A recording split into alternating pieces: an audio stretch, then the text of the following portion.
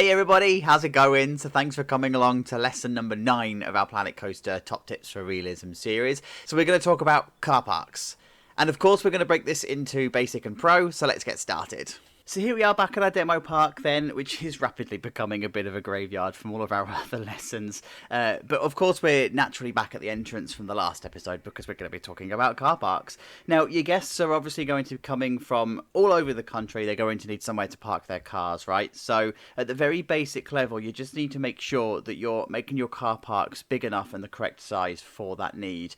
Now of course we're going to talk about numbers and the golden ratio and everything in the pro tips because there is a formula and stuff that you can use, but for the very basic level you need to make sure that the car park is the correct size. So let's take, for example, this being our full park size in this green area. You're going to be looking for your car park to be somewhere between half and double the size of your park, or doubling your size of your park again. So let's say, for example, the car park would be this bottom green area here, or if I was feeling a bit more frivolous with space, I mean in this park I've got plenty of space, then I'd probably make the car park as big again. Now car parks are actually ridiculously massive in real life. If you ever look at an actual theme park, you'll notice that a car park takes up a lot of space, more than you would even perhaps imagine. And luckily it's relatively easy to do these in game, despite the fact that they don't actually serve much purpose, right? So there's a couple of ways that you can do this. I like to do it this way, where I've loaded in a scenario that's got the city tarmac terrain adding to it. You can also use the studio's tarmac, that works just as well. And then all you do then is you just take your brush, and I like to use flatten to foundation just because it gives a bit of a broader paint, and then you make sure you've got your use selected on, and then you just paint down your area. So that's how you can paint down your tarmac.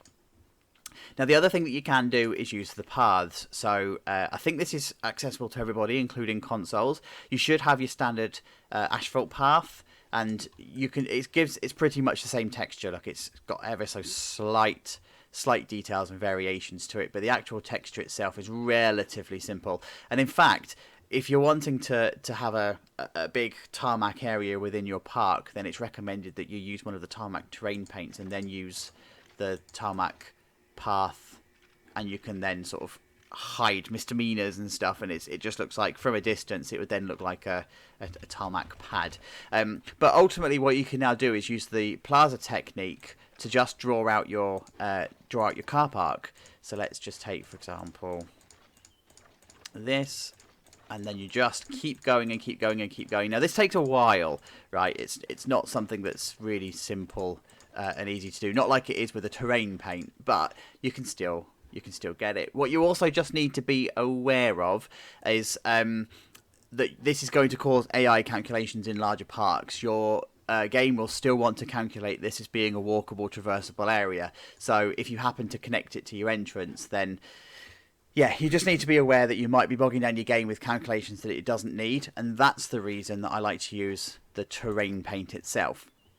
Now, in terms of positioning of your car park, you need to have it so that it's, look at this clipping, you need to have it so that it's actually easily accessible to your entrance area. You want your guest flow to actually support the car park, and vice versa. The car park needs to support the guest flow. And you need to understand that these are going to experience rushes twice a day. At the very beginning of the day when your guests first arrive, and also at the end of the day when they're going to start to leave. And we'll talk about traffic flow management when we look at the pro tips and how you can make sure that you're not going to get bottlenecks in your car park, and how we should lay them out. But you need to position your car park appropriately to your entrance area. And if you're not able to put your car park close to your entrance area, then you might consider using a transport ride. So real life parks, for example, Alton Towers do this quite well. I think Disney do it, where they have the main entrance and the car park would be somewhere over here, and you'd have a monorail or a cable car or something high capacity transport that would then bring someone from the car park right to the entrance area. So I'm just going to hop off camera real quick, and I'm just going to create a car park. Alright, so using the techniques then I've just shown you, I've laid out my car park, and of course it's about double the size of my park itself. So I'm now starting to think about the management of this car park. So you'd need to look at circulating your cars around the car park in some way so that you are eventually filling from the front to the back. But of course, which way round the car park you go is going to depend on whether you drive on the left or the right hand side. So with this car park, for example, I'm taking the cars and we drive on the left hand side here in the UK. So we're taking our cars and we're coming through this way, and we would start to fill the car park up from this side, and we're going to come forwards to what would be essentially the back of the car park. But you could also do it this way back, or if you're in the US, you'd come round this way and fill it to the back. So the circulation kind of has a bit of mathematics to it. You don't want to be causing too many bottlenecks. You don't want to be causing too much of a problem for your cars, and that's why you fill it from the back to the front rather than front to the back. Plus also as well, if you're filling from front to back, if you've got any kind of overflow car parks that might be sitting somewhere else, they would be situated somewhere towards what you class as the back of the car park, and you'd open those and then divert your traffic into your overflow car park. So in this instance, for example, there might be one that's down here. So because I'm driving on the left, once I filled up from the front to the back, I would then open up a road that would be here, and I would then direct my traffic out this way. So you just sort of need to start thinking about the circulation of the traffic around your car park. Now, I've also started to think about sizing, and I've used the cars that are in-game just as spacers. I like to use 2 lanes either side, in and out, because, like I say, you don't want to be causing too many bottlenecks when you're coming into the car parks. You want to get people in and out of your car park as quickly and efficiently as possible. You can use fewer, you can use more, it's completely up to you. So I've also realised I'm going to need somewhere for coaches to park, and I tend to place my coach parks right at the front of the park. You're going to have a lot of people interacting with this car parking area because each coach can hold, 50, 60 people. So you're going to need quite some size for them to come in. So you need to have some kind of a lane that goes down the middle, and you're going to need the ability to park your coach to the other side, and the guests need to be able to disembark the coach safely without having to interact with all of your traffic arriving and leaving your park. So that's why I tend to put my coach park at the front. And I'd also need somewhere for a drop-off zone as well. So not everybody that's going to be bringing a car will want to park their car. They may be being dropped off by taxis or by relatives or friends or whoever it may be that's bringing them to the park. So this would typically and technically be along this side here.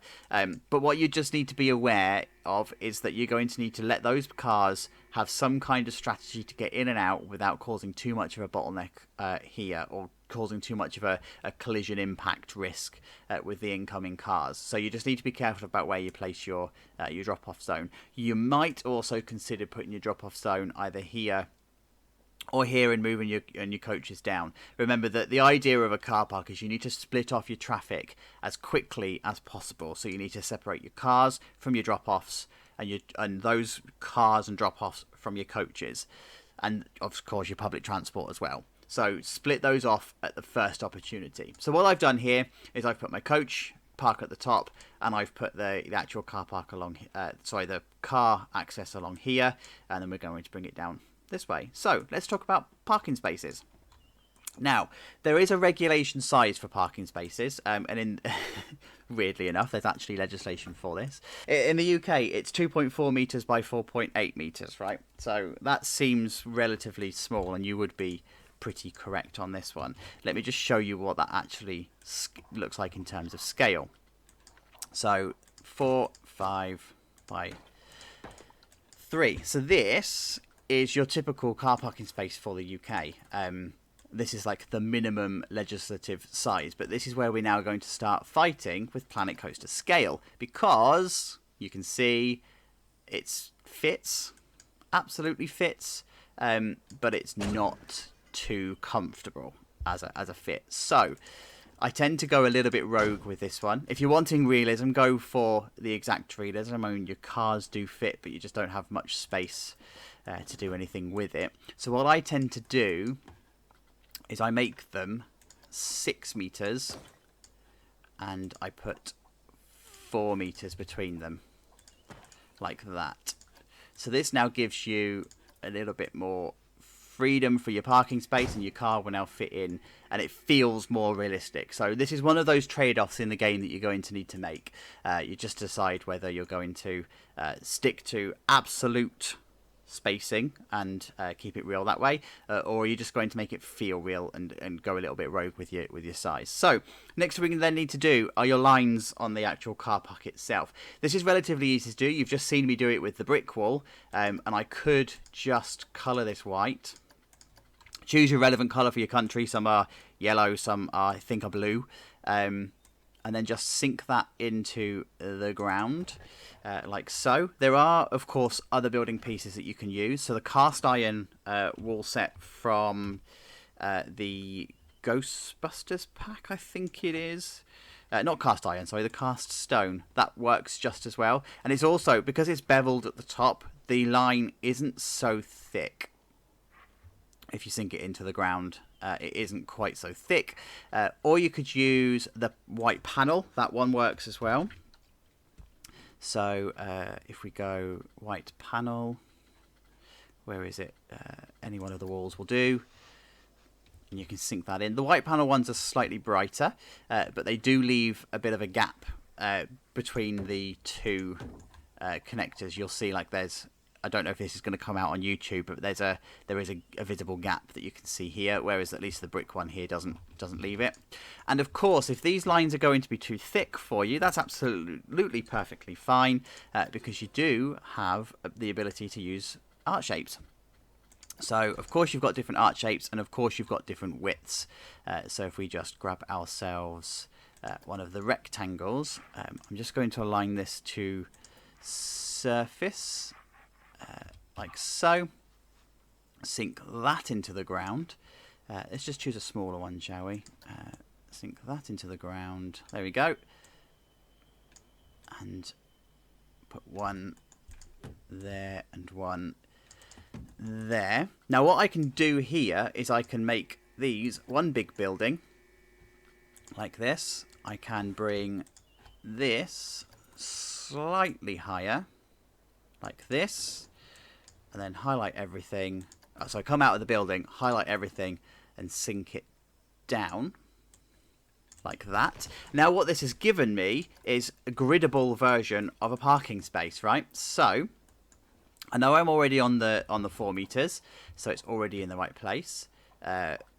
So all I now need to do is just copy and paste it across, and rinse and repeat until you've filled up your entire car park. So obviously it's not spectator sport, so let me go ahead and do that off camera, and I'll see you in a minute. Here we go, hundreds and hundreds of parking spaces, and I bet you're glad you didn't get to watch me build this now. But there's one problem with this layout, and I wonder if you've already spotted what this may be. It's not very efficient. So this is perfectly fine, perfectly acceptable if your space will allow it, or if it's dictated to that this is how your parking spaces are. But having vertical spaces isn't always the most efficient use of space, because you still need quite a distance between these two parking spaces to allow cars a turning circle to come out. And the same would apply if you did this for coaches. Obviously your parking spaces are going to be far longer, and you need to allow the turning circle to come out. So there's another trick that you can use, and you saw me do this in Reigate Lake. It's using herringbone lines. So you can see on here that it doesn't take up any more or any less space than your existing ones here, right? So it's around about the same width, but the difference is because you're entering at a 45-degree angle, you can also exit at a 45-degree angle. So I come out this way and turn this way, right? As opposed to having to come out all the way and then turn, which obviously you don't pivot on the spot in a car, but you know what I mean. So for that reason, you're now able to actually space them much closer together. So it would probably look a little bit more like that. Which now means if we compare them, you're now fitting in way more space. So you can now get way more bang for your buck when it comes to car parking. You can probably fit 3 rows to 4 is the ratio here. You'd be able to get an extra 25% of spaces. So this is perfectly fine when it comes to a car park if your layout and everything dictates that. Sorry for the strobing. There we go. Let's zoom in. So yeah, this is perfectly fine. but you might just consider using herringbone instead, because it's just a more efficient use of space. And then, same principle applies with your coaches. As I said, the spaces need to be far bigger, and if you have them vertically or horizontally, depending on your viewpoint, but if you have them at a 90-degree perpendicular angle, then they're going to need far more space to exit and for their turning circle. Whereas if you put them at a 45-degree angle, then that's fine. You know, it's a little bit more efficient. And the way that you do this is that you just take your building piece like this, and you draw out the size line that you want, highlight everything, make your grid size 1 meter, and then copy it, and then just line it up this way, and then copy it again and line it up this way, and you just keep going down the same line until you're completely done. So now let's talk traffic management with this one. So we already know that we've got the entrance and exit here, and we already know now that our parking spaces are going to be optimized to allow as many people in and out as quickly as possible. Now, I mentioned earlier on that there would be a drop-off, so I'm thinking that rather than the drop-off being here, the drop-off would more likely be here. And that's because you're bringing all of your traffic around this way, and then your drop-offs can filter off down here and then come down this way. And by the time you're filling your car park up down here, you're not going to have many cars leaving. So they're not going to be obstructed by cars trying to come in or out by coming around this way, right? So your drop-off area is likely to be here, and then people would just walk around to your entrance area that way. So now we just need to lay down some markings to make all of this make sense. So this is when I would call through my art shape. And again, you just need to make this relevant to the country you're in. And by the way, this brings me on to this point here. So in the UK, we don't use walkways for our parking spaces. So especially not for our theme parks. We just have big tarmac areas that you just park your car and you just walk across the car park. Whereas I know that some other countries, I think Sweden is one of them off the top of my head, that do have dedicated pedestrian walkways either at the end of aisles or through the middle of aisles. So you just need to remember to build those in if that's relevant for your country and the country that you're building your park in. So I've got my art shape, and I am just going to sink this into the ground again. And I'm going to colour this one white, and then I'm just going to place it here. Then I'm just going to make it the right size. Again, I'm not going to dwell on this one about the length of the lines and the distance between them, because that really does change for your different countries. You might just need to do a Google search, but knowing full well that you are able to make this as real as possible by using the same measuring techniques that we did before, right? So you just copy all of these across,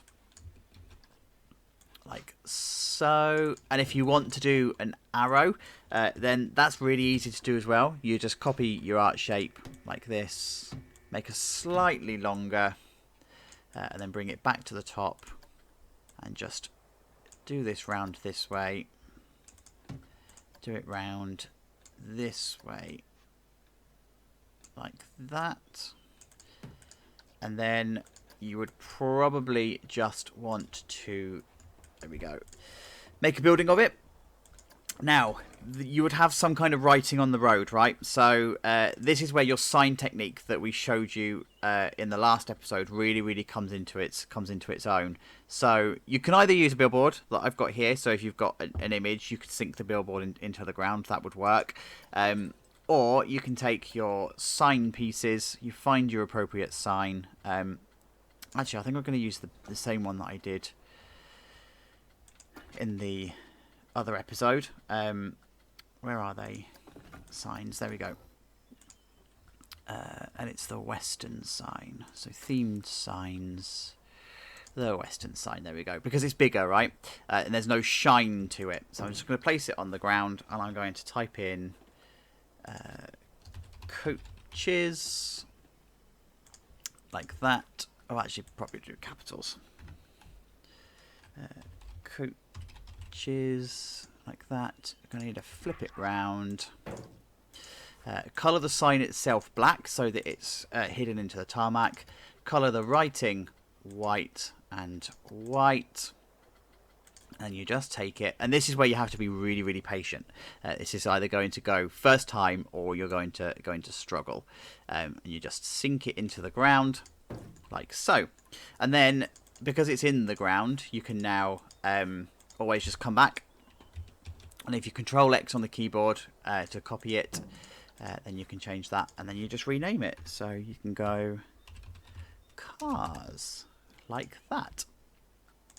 And so now you just need to make it very, very clear where your traffic needs to go. So in this car park, your cars are going to come around this way, and then they're going to come to the end, and then they're going to be distributed into rows. And this is probably normally done by a member of staff that's guiding people. So cars would continue around this way. They get directed down to a parking space until all the rows are filled, and then you go into the next row until the car park's finished. Or like I say, depending on how you're configuring it, you'd go front to back or front to back.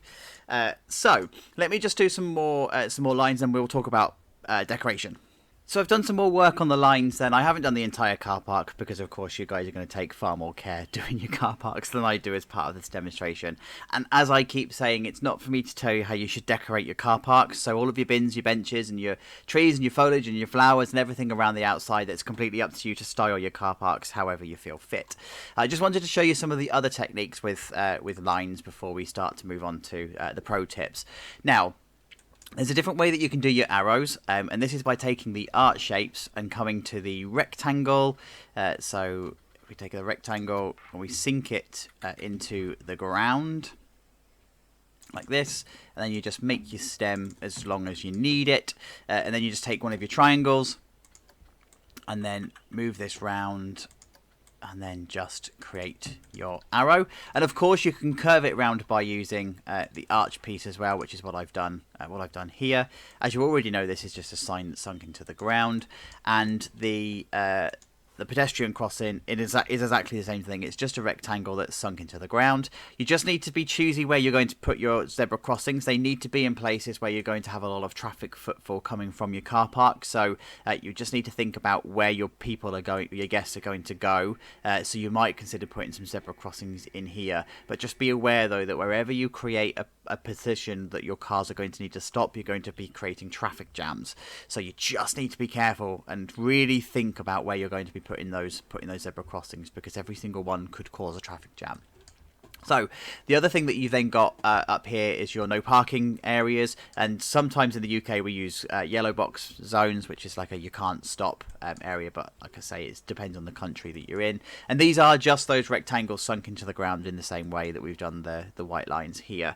I start off with the bigger, wider rectangles, and then I just work my way down the size as the angle narrows. So this goes down to rectangle number 3, and then this goes down eventually through 2, and then into rectangle number 1, and then I just do this. And like I say, far be it for me to tell you where you should and shouldn't have your no parking zones.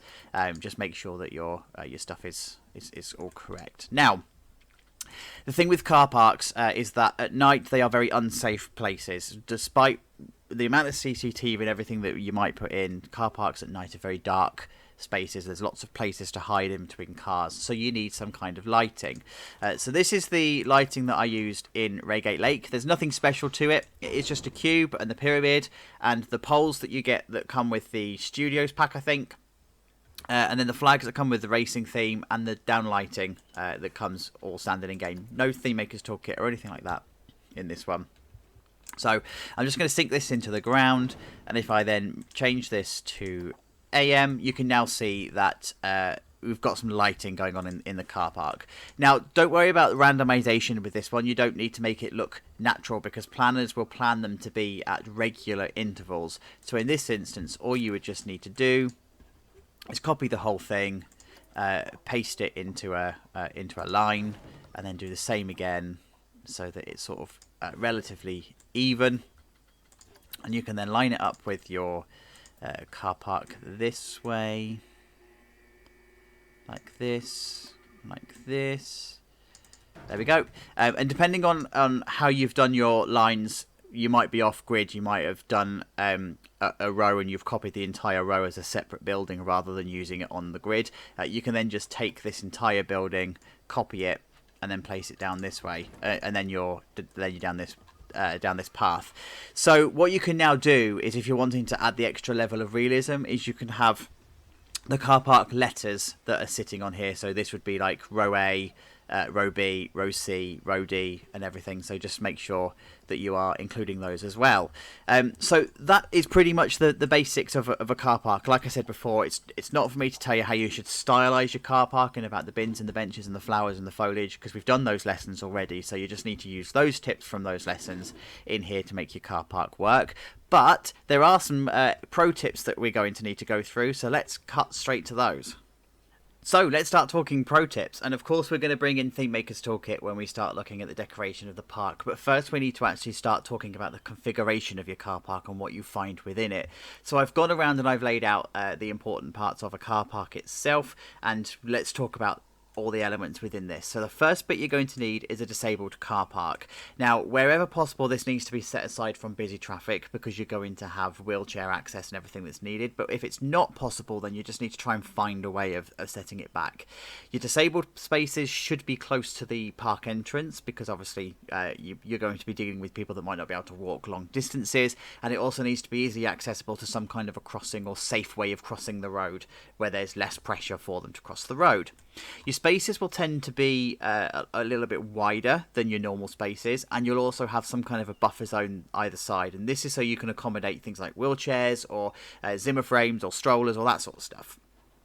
So you just want your disabled area, and again you just need to decide how many spaces you're going to need for the park. There is no golden rule when it comes to actual disabled spaces. You don't have to have a certain ratio of spaces. You just have to have ample disabled spaces for the number of guests that you expect.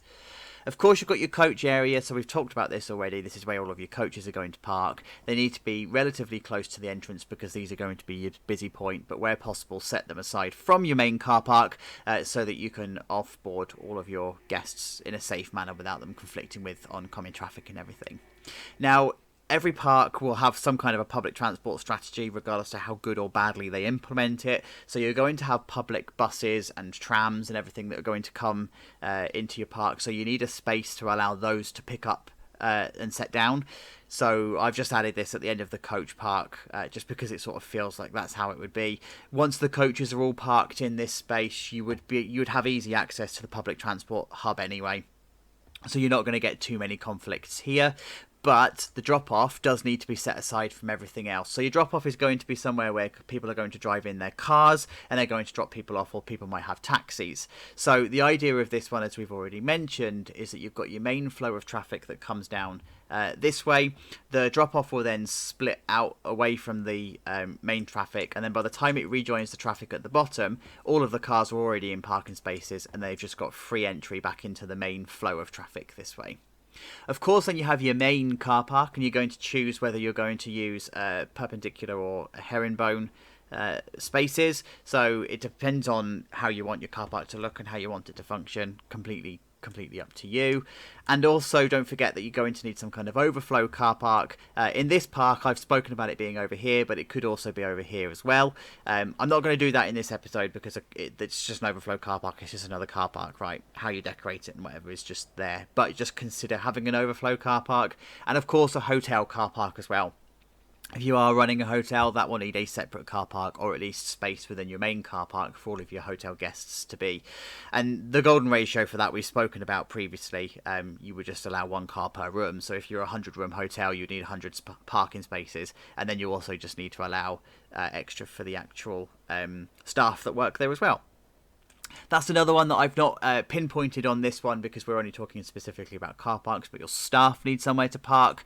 So just make sure you're allocating somewhere for your staff to park. It could be a separate car park of its own, or it could be within this area itself. So the last one on here is your VIPs. So your VIPs would tend to have perks. They can come with passes, they can purchase the spaces or whatever, and they would just need a space allocating in your car park as well. I normally just allocate a row. You don't tend to sell a lot of VIP parking or whatever, but you tend to find those close to the entrance because that's the whole idea of having it. You get a better better parking space if you pay for it.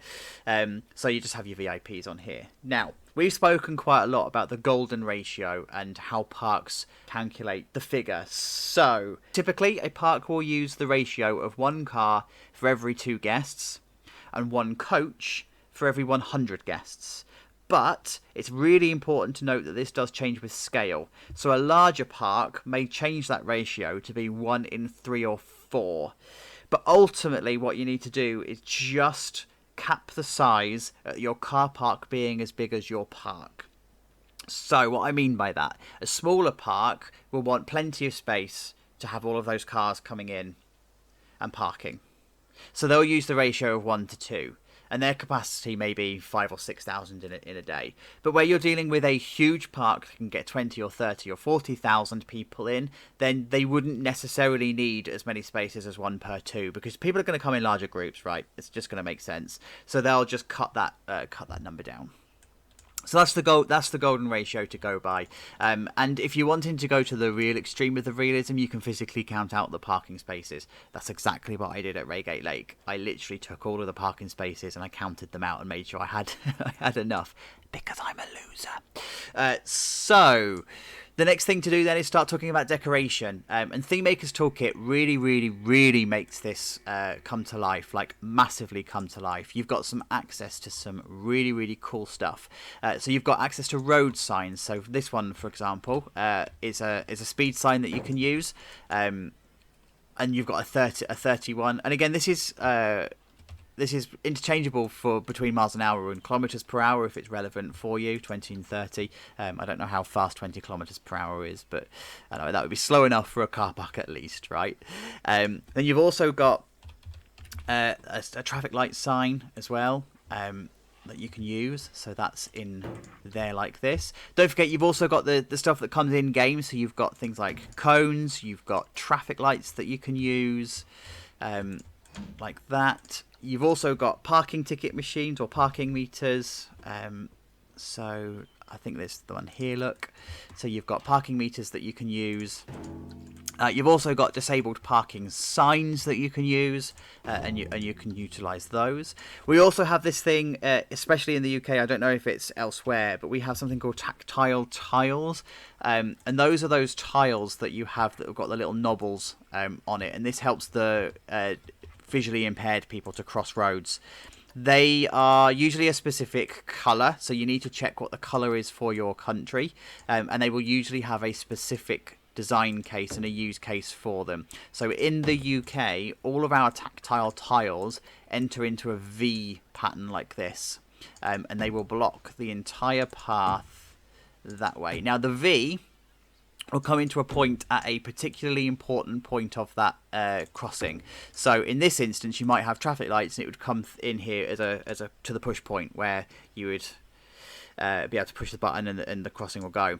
For a zebra crossing, it would be to the road edge. So the idea being here that a blind person would be walking this way, they'd hit the tactile tiles, and they know that there's a crossing there, so they can then walk down this way, and they know when to stop at the road edge, because the horizontal tactile then kicks in, and they'll be able to find that, and then they can safely cross that way.